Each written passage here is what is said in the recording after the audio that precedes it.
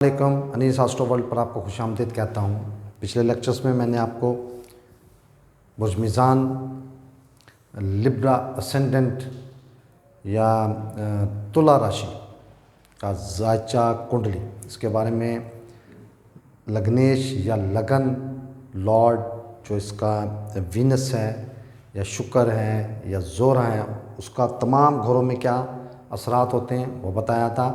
उसके बाद मैंने सेकंड हाउस का जो लॉर्ड है मंगल, मार्स या मरीख, उसके बारे में बताया। और आज मैं आपको तुला लगन की कुंडली में या लिब्रा असेंडेंट चार्ट में या बुर्ज मीज़ान के जायचा में तीसरे कुंडली के तीसरे घर का लॉर्ड जुपिटर, मुश्तरी या जिसे गुरु भी कहते हैं, बृहस्पति भी कहते हैं, वो इस कुंडली में, इस चार्ट में, इस असेंडेंट में या इस जायचे में किन किन घरों में कैसा कैसा रिजल्ट देगा।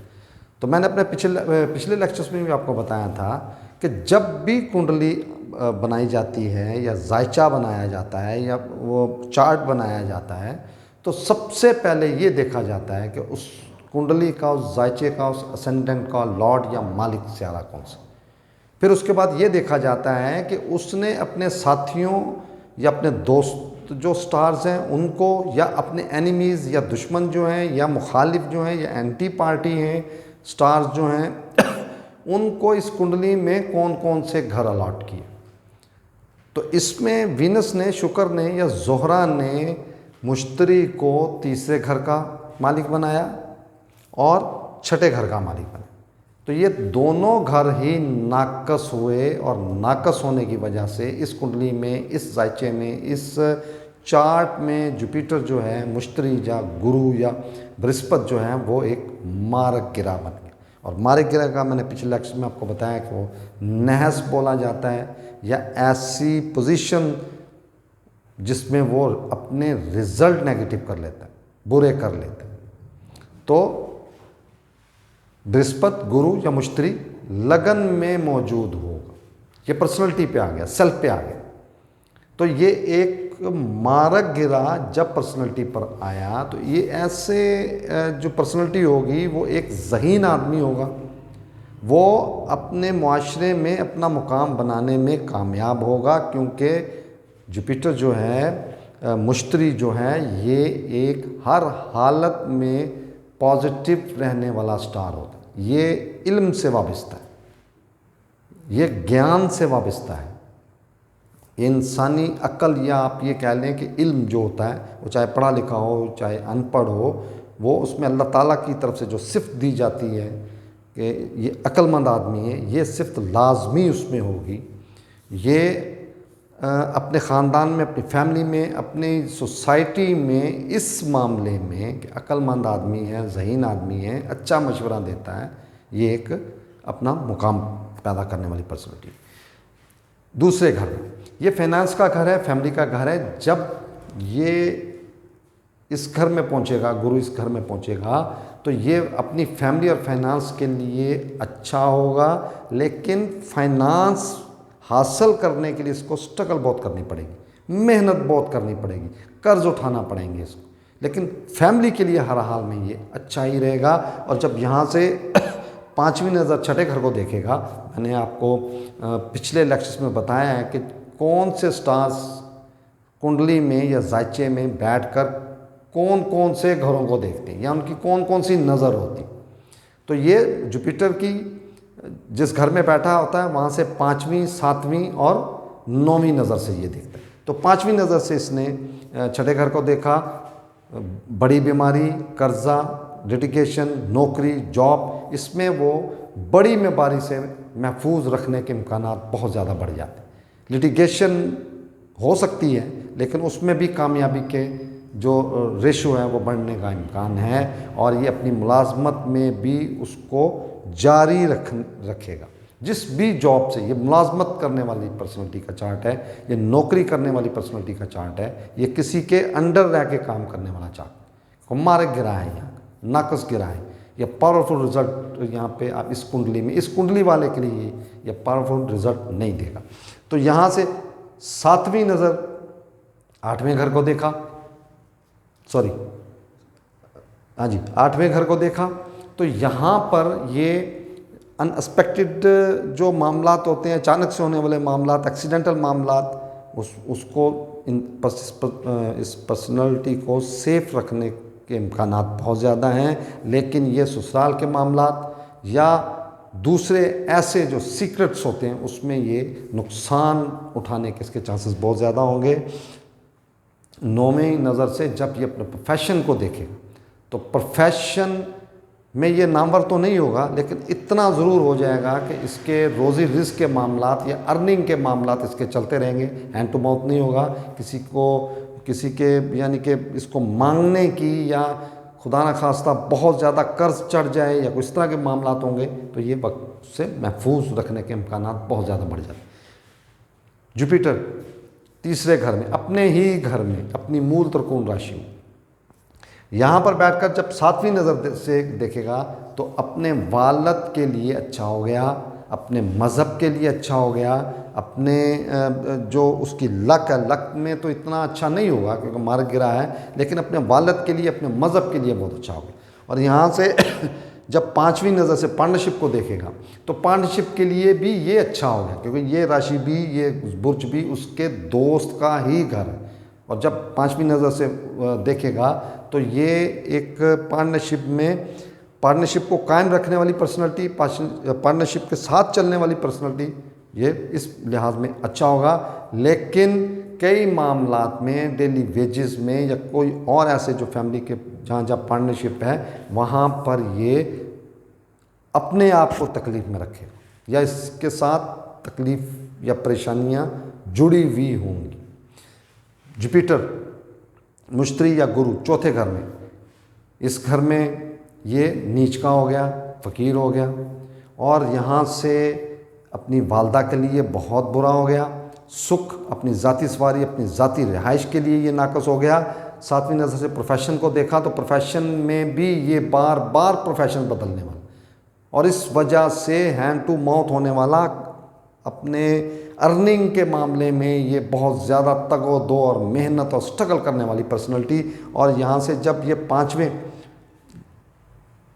घर को देखेगा तो नीच, गिरा या स्टार जब 8वें इंतहाई नाकस घर को देखेगा तो अचानक से बुरी खबरें सुनने वाला, अचानक से बुरे मामलात, अचानक से बुरे चीज़ें और ज़िंदगी के मामलात में हर्डल्स, तकलीफ़ें, परेशानियों का मामला भी इसको। 9वीं नज़र से 12वें घर का फजूल अखराजात, तोहमत, इल्ज़ाम, हॉस्पिटल के अखराजात, जेल, खुदा न खास्ता, इस तरह के मामलात में भी इसके इम्कानात बहुत ज़्यादा बढ़ जाते। जुपिटर 5वें घर में यह त्रिकोण का घर है लेकिन नाकस मारक गिरा जब यहाँ पे बैठेगा। एजुकेशन में हर्डल्स, औलाद के मामले में हर्डल्स, लव रोमांस के मामले में हर्डल्स, परेशानियाँ बहुत ज़्यादा होंगी। एक यहाँ पर अपने मज़हब के साथ, अपने मज़हब और अपने जो बड़ों का अदब व एहतराम रखने में ये पर्सनैलिटी सही होगी, अच्छी होगी, पॉजिटिव होगी। अपने वालिद के साथ अटैचमेंट बहुत ज़्यादा होगी। और ये यहाँ से जब 7वीं नज़र डिज़ायर्स को, ख्वाहिशात को, फुलफिलमेंट ऑफ डिज़ायर्स या अनसर्टेन गेंस के घर को देखेगा, बड़े बहन भाइयों को, और ये लाभ का भी घर है तो ये लाभ के मामलात में भी ये 30 to 40% कामयाबियाँ और 70 to 80% जो है वो स्ट्रगल में ही इसकी ज़िंदगी गुजरी। 6ठे घर में यह इसका अपना घर है और जब यहाँ एक ख़ास एस्ट्रोलॉजिकल जो थ्योरी है उसके मुताबिक तो बहुत ज़बरदस्त हो गया। लेकिन चूँकि मैं अभी इनिशियली आपको बता रहा हूँ, सिखा रहा हूँ, तो यहाँ पर इसको नाकस ही तस्वर किया जाए। कर्ज़े में फंसे रहने वाली पर्सनैलिटी, मुलाजमत कायम ना रखने वाली पर्सनैलिटी, बड़ी बीमारी, खुदा ना खास्ता रोग जिसको कहते हैं, उसमें मुब्तला होने के इम्कानात बहुत ज़्यादा। 12वें घर को देखने से 12वें घर के मंसूबात बढ़ने के चांसेस बहुत ज़्यादा। और 5वां घर इसका प्रोफेशन का है तो प्रोफेशन के मामलात में भी ये बहुत स्ट्रगल करनी पड़ेगी और ये इसको अपनी हैसियत कायम रखनी पड़ेगी। 7वां घर पार्टनरशिप का घर, जुपिटर बृहस्पति 7वें घर में बैठ पार्टनरशिप बहुत अच्छी समझी जाएगी। ये अगर मेल हैं तो फीमेल बहुत अच्छी होंगी, और अगर फीमेल हैं तो इनको मेल बहुत अच्छा मिलेगा, अंडरस्टैंडिंग बहुत होगी। लेकिन ये इसमें अंडरस्टैंडिंग होने के बावजूद भी ज़िंदगी की जो गाड़ी है, वो जो सोच है, जो ख्वाहिश है, उसके मुताबिक ये बहुत स्लो पोजीशन से चलने वाली इनकी लाइफ होगी। और ये अक्सर कई ख्वाहिशात के मामले में, कई अपनी डिज़ायर्स के मामले में ये उनको ऐसा रिज़ल्ट नहीं मिलेगा। 8वें घर में जुपिटर का होना, ये 8वां घर इंतहाई नाकस घर, और तीसरे घर का मालिक जब 8वें घर में आएगा, नाकस घर का मालिक इंतहाई नाकस घर में, यहाँ बहुत ही नाकस रिज़ल्ट। यहाँ से फैमिली, उनके लिए भी परेशानी, उनके लिए भी गलत, उनके लिए भी ये करना चाहेगा लेकिन कर नहीं पाएगा कुछ भी। ससुराल के साथ हर वक्त लड़ाई झगड़ा करने वाली पर्सनैलिटी। 9वें घर में ये वालिद का घर, मुकद्दर, भाग्य, यहाँ पर त्रिकोण का घर है, और ये दोनों घरों को उठा के, तीसरे और छठे को उठा के मुकद्दर में रख दिया। स्ट्रगल, इंतहा की स्ट्रगल, अपने छोटे बहन भाइयों की जिम्मेदारी भी पड़ जाए, मेहनत इंतहा की करनी पड़ेगी, और बहुत मुश्किल से अपनी ज़िंदगी का जो सर्कल है वो ये कायम रखेंगे। प्रोफेशन में यहाँ पे ये उच्च का हो गया, बादशाह बन गया, एग्ज़ाल्टेड हो गया, तो यहाँ पर प्रोफेशन में इनको कायम रहने का इम्कानात बहुत ज़्यादा बढ़ जाते हैं। जिस भी प्रोफेशन से ताल्लुक़ रखेंगे उससे ये अपनी पहचान बना लें। अर्निंग के मामलात इनके अच्छे हों या ना हो, उस प्रोफेशन की वजह से ये पर्सनालिटी जानी पहचानी जाएगी। और ये फेमस का थोड़ा सा इसमें नज़र आ रहा है, लेकिन अर्निंग के मामलात फिर इनके यहाँ पर उस लेवल के नहीं होंगे जो ये चाहते होंगे।